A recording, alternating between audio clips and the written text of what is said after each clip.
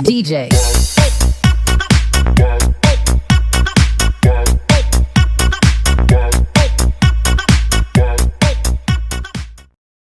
Assalamualaikum warahmatullahi wabarakatuh. Selamat pagi dan salam sejahtera untuk kita semua. Perkenalkan, nama saya Leni Juni Mulyani dari Prodi PGSD kelas 19C, Universitas Nusa Putra Sukabumi. Di sini saya akan menjelaskan tentang aplikasi atau pengaplikasian pada SPSS. Mari kita saksikan video selanjutnya. Nah, di sini saya akan menjelaskan tentang pengaplikasian data pada aplikasi SPSS. Nah, di sini saya sudah membuat data tentang pengaplikasian ini. Di sini ada proyek UAS Statistika Penelitian Pendidikan dengan nama Leni Juni Mulyani, NIM, dan dosen Pak Samsul Fahmi SPD MPD. Temanya tentang pendidikan dan judulnya seorang guru ingin mengetahui kecerdasan akademis siswa dalam proses belajar mengajar. Nah, di sini saya sudah membuat data X1, X2, X3, dan Y-nya. Ini dibuat dengan secara acak. Kalian bisa membuatnya secara acak ya, dari urutan 1 sampai 100. Nah, di sini saya sudah membuatnya. Setelah saya buat, di sini ada nomor 2, data perkembangan kecerdasan akademis siswa. Nah, di sini terbagi menjadi 3 kolom, yaitu nomor, umur, dan perkembangan kecerdasan akademis siswa. Nah, umur dan perkembangan kecerdasan akademis siswa diambil dari data yang di atas. Bisa diurutkan seperti yang saya buat sekarang. Setelah menggunakan data tersebut, saya di sini implementasikan hasil analisis tadi menggunakan aplikasi SPSS, yaitu yang nomor 1 bisa dilihat ya. Nah, nomor 1 persamaan regresi sederhana. Bentuk umumnya, koefisiennya bisa dilihat ya.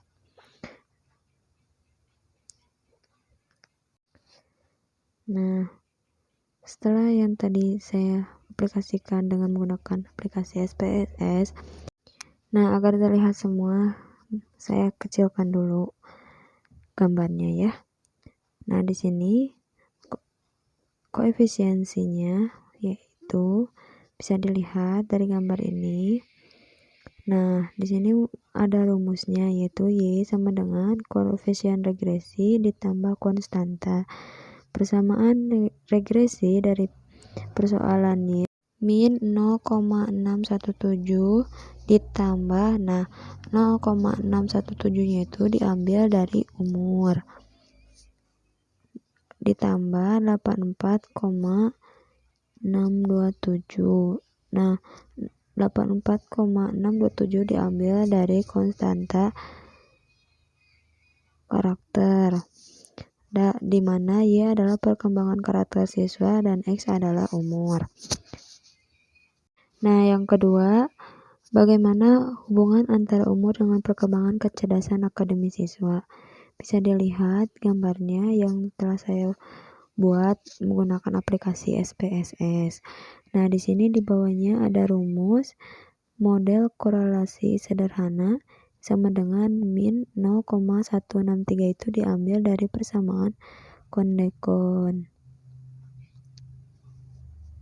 Setelah itu, kriterianya jika korelasi mendekati 1 artinya hubungannya searah dan kuat. Jika korelasi mendekati min 1 artinya hubungannya tidak searah dan kuat. Jika korelasi mendekati 0 artinya hubungannya lemah. Maka dapat disimpulkan bahwa antara perkembangan kecerdasan akademis siswa dan umur yaitu lemah. Nah, yang ketiga, ada berapa besar proporsi dari umur yang dapat dijelaskan oleh perkembangan kecerdasan akademis siswa. Nah, model Summer ini yang telah saya buat menggunakan aplikasi SPSS. KP-nya itu 0,027 itu diambil dari R². Keterangan KP itu koefisien pembeda. Artinya 8% dari umur tidak bisa dijelaskan oleh perkembangan kecerdasan akademik siswa. Uji apakah ada hubungan antara umur perkembangan kecerdasan akademik siswa. Hipotesisnya, HO tidak ada hubungan dengan signifikan antara umur dan perkembangan karakter siswa. Dan yang kebawahnya ada hubungan yang signifikan antara umur dan perkembangan kecerdasan akademik siswa. Bisa dilihat rumusnya. Nah, itu adalah rumus dari hipotesis tingkat signifikasi. Nah, gambar di situ sudah menggunakan aplikasi SPSS-nya. Nah, di sini sign hitungnya itu 0,001 itu diambil dari sign yang telah saya buat tadi. Nah, kriteria penerimaan HO-nya itu HO diterima jika sinetronnya lebih besar dari alfa dan tidak diterima jika sinetronnya kurang dari alfa. Ternyata sinetronnya kurang dari alfa. HO diterima artinya koefisien intersep signifikan. Nah, setelah itu nomor 5, uji apakah ada pengaruh yang disignifikan antara umur dengan perkembangan karakter siswa. Seperti sama hipotesisnya seperti yang di atas tadi, cuman pengaplikasian SPSS-nya berbeda. Nah, di sini signifikan hitungnya itu diambil dari yang koefisiennya 0,0365 itu diambil dari yang umurnya. Nah, kriteria penerimaan HO-nya itu sama seperti yang di atas. Namun hasilnya berbeda. HO-nya itu diterima, artinya tidak ada pengaruh yang cukup signifikan antara perkembangan kecerdasan akademik siswa dengan umur. Nah, selanjutnya, maaf ya, saya ke scroll.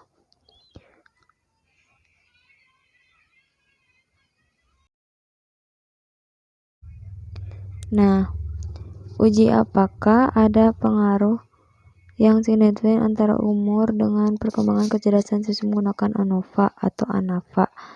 Hipotesisnya sama seperti yang di atas dan tingkat signifikasinya sama seperti yang di atas, namun pengaplikasian ANOVA-nya itu berbeda. Rumusnya SN hitungnya sama dengan 0,036. Nah, 0,036 itu diambil dari sign hitungnya. Sign hitungnya itu kan 365 ya. Nah, di sign hitungnya itu di bawah bukan 0,0365 namun 0,365. Nah, selanjutnya ada kriteria penerimaan HO-nya. Sama seperti yang di atas, namun kesimpulannya yaitu tidak ada pengaruh yang cukup signifikan antara perkembangan kecerdasan akademik siswa dengan umur. Nah, selanjutnya yang ke-7, interval kepercayaan bagi koefisien intersep dan koefisien regresi. Nah, koefisien interseptnya itu 70,835 itu diambil dari lower bound dan 98,419 itu diambil dari upper bound. Nah, koefisien regresinya min 1,986 itu diambil dari lower bound dan 752-nya itu diambil dari upper bound. Nah, bisa dilihat kan yang telah saya buat tadi di atas. Nah, sekarang nomor 3. Nomor 3 di sini ada tabel yaitu berupa item 1, item 2, item 3, item 4 dan total. Nah, di sini angka-angkanya itu bisa diacak atau kita bisa menggunakan aplikasi yang lainnya. Totalnya kita jumlahkan dari item 1 sampai item 4. Saya membuat respondennya itu beberapa angka. Lihat ya tabelnya seperti apa. Agar lebih rapi, kita pindahkan saja ke tengah ya, agar terlihat rapi seperti yang lainnya. Gambar coefficient yang tadi itu sudah dibuat sebelumnya menggunakan aplikasi SPSS-nya. Nah, saya akan scroll ke bawah. Nah, di sini baru 1 uji validitas. Dikatakan valid apabila nilai R hitung lebih besar dari R tabel, begitu juga sebaliknya apabila R hitung lebih kecil dari R tabel, maka tidak valid. Nah, R tabelnya itu, N-nya itu kan 33, dan sama rumusnya N min 2 sama dengan 33 min 2 sama dengan 31. Contohnya, membuat contohnya seperti yang bisa dilihat, item 1 R hitungnya itu 0,374, diambil dari yang tadi saya telah buat menggunakan aplikasi SPSS-nya. Nah, bisa dilihat ya, diambil dari situ totalnya. Nah, bisa dilihat kan yang tadi setelah saya tunjukkan. Sekarang masuk ke contoh lagi. Nah, R hitung dan R tabelnya kita masukkan 0,374 lebih besar dari 0,344, artinya valid. Dan item kedua R hitungnya 0,925, R tabelnya sama, kita masukkan ke 0,925 lebih kecil dari 0,344, artinya tidak valid. Nah, contoh yang ketiga ada item 3, R hitungnya 0,392, R tabelnya sama, kita masukkan jadi 0,392 lebih kecil dari 0,344, artinya tidak valid. Dan item keempat, R hitungnya 0,015, R tabelnya 0,344, 0,015 lebih besar dari 0,344, artinya valid. Nah, kesimpulannya dari tabel di atas diperlukan bahwa nilai R hitung lebih besar dari R tabel berdasarkan uji signifikan 0,05, artinya bahwa di atas valid dan tidak valid. Nah, yang kedua ke uji reliabilitas. Case processing summary-nya itu diambil dari aplikasi SPSS. Dikatakan reliabilitas nilai callback alpha lebih besar dari nilai batas.